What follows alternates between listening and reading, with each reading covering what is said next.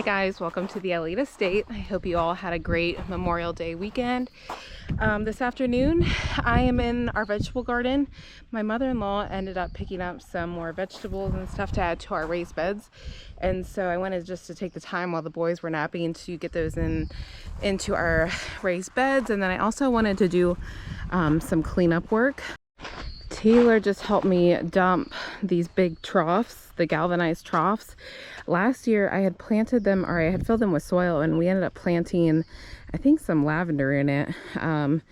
And I don't know what I was thinking, or maybe I was just thinking we could unplug it for drainage, but those things obviously filled up with water and they became swamps.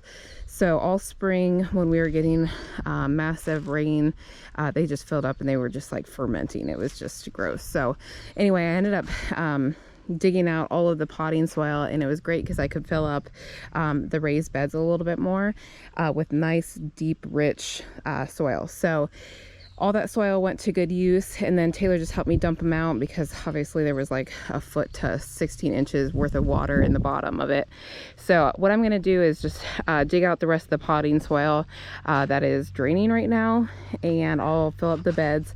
And then I want to come along, obviously I want to clean up all of this infrastructure stuff that we had used in the past, and I just want to do some cleanup, some weed control up in here, and then I'll probably take the blower through and blow off all of this black plastic. I know I've mentioned in previous videos, but we're gonna have this all pea gravelled, so it'll be really pretty in the end.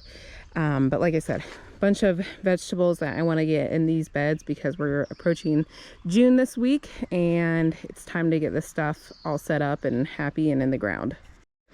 Last year, I believe it was, I came through and I got everything hooked up on drip.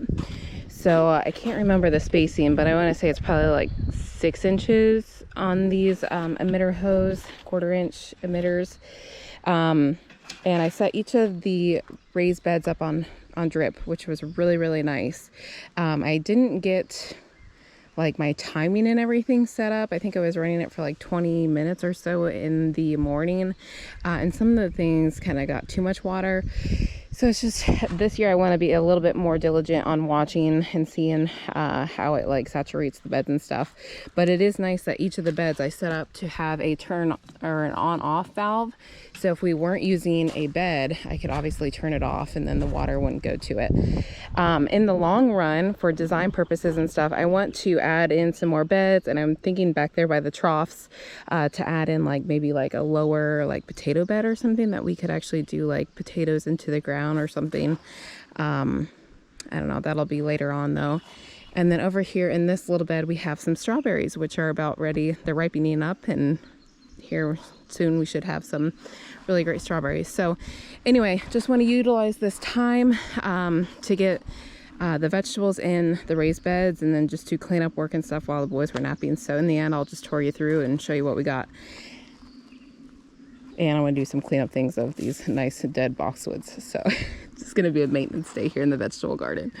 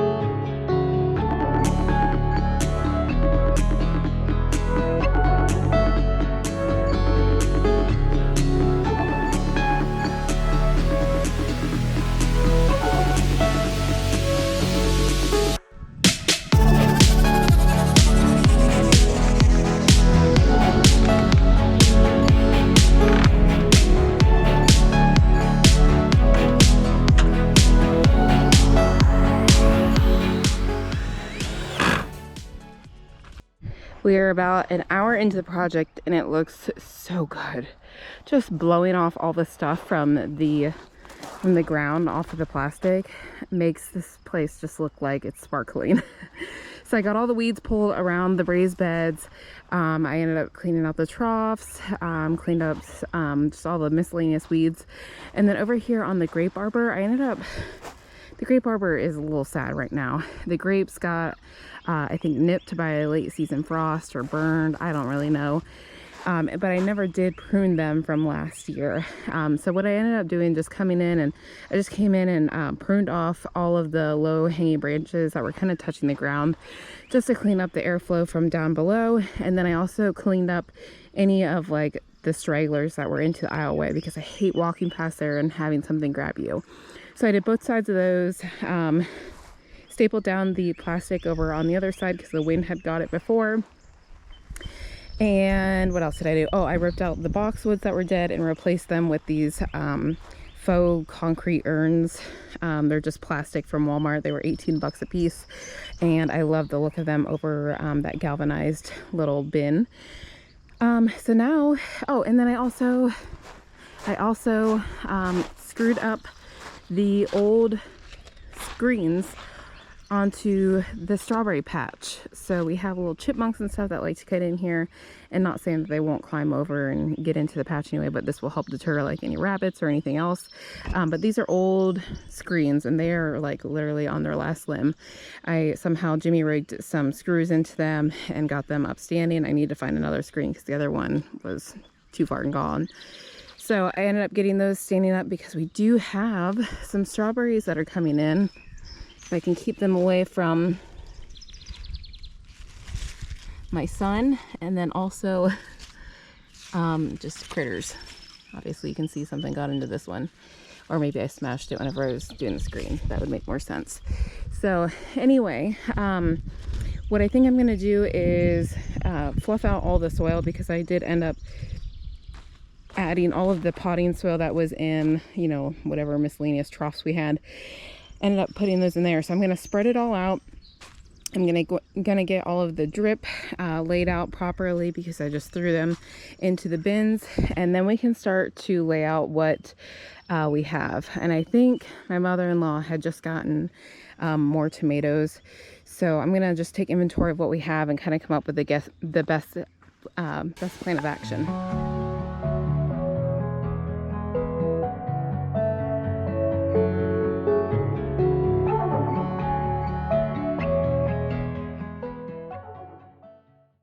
I just took inventory on what she ended up getting, and it looks like we have a beefsteak, big boy. These two are Roma tomatoes, a beef master, a supersonic. So we have a lot of tomatoes, and it's great because, you know, we do a huge batch of tomato soup, which I think we're due for. We can them whole. You know, there's a lot of things that we are going to be doing with the tomatoes, so it's kind of nice to have this many. Over here, what she had planted like a week ago, we have a grape tomato, 2 big beef hybrid tomatoes, and 2 celebrity hybrid tomatoes as well. And I think I'm going to space these out a little bit more, because I think they're at a foot right now. And I know that some of these get really massive. So the grape tomato, I'm going to be moving up to one of these beds, because I think it'd be really cool to do like a Gothic arch with some cattle ranch panels, like if we make a Gothic arch and then have like the grape tomatoes or the cherry tomatoes climbing up those. I think it'd be really cool as like an entrance into the garden. And then I'll probably put like either 2 tomato plants per, you know, per batch, or I might do 3 and just give them a little bit like more 2 to 3 foot spacing. And then the other thing that she got is some parsley, which is looking sad. I gave it a drink of water and I'm sure it'll perk right back up. And then another pepper, because we have 3 peppers over there with the steaks. So I think I'm going to pull these peppers out and then spread out this potting soil mix a little bit better, so that way these don't get drowned in the dirt.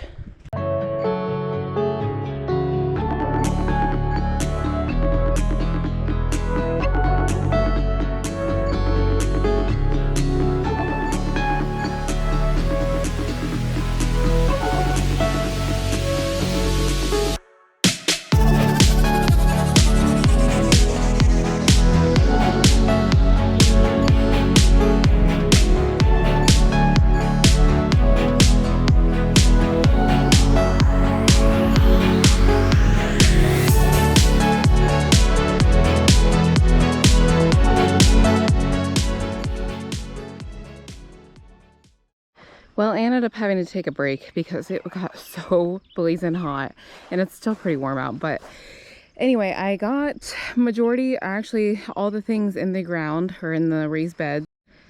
I'll have to fill these at cute little containers with some flowers, but here we have a little cherry tomato. Over here, my mother-in-law had planted some kale and such.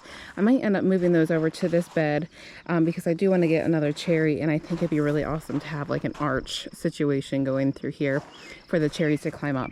Then I have 3 Romas here in the end of these beds, and I might end up popping the middle one out because I feel like it's going to be way too close and it's going to be way too many tomatoes. And it was funny because like I started laying things out and I was like, oh my gosh, there's so many tomatoes. So back here in the back containers, I ended up doing 3 tomato plants per little section. So we have 6 total here. Here we have 2 big beef. We have the celebrity, and then these 2 are beef steaks. So I mean, we're gonna have an abundance of tomatoes, which again is really good for us because we'll use them and that kind of thing. But I did have 1 left over that I just didn't have room for. And then over here in this bed, we went with these 2 are big boys left over. And then I have what variety is this?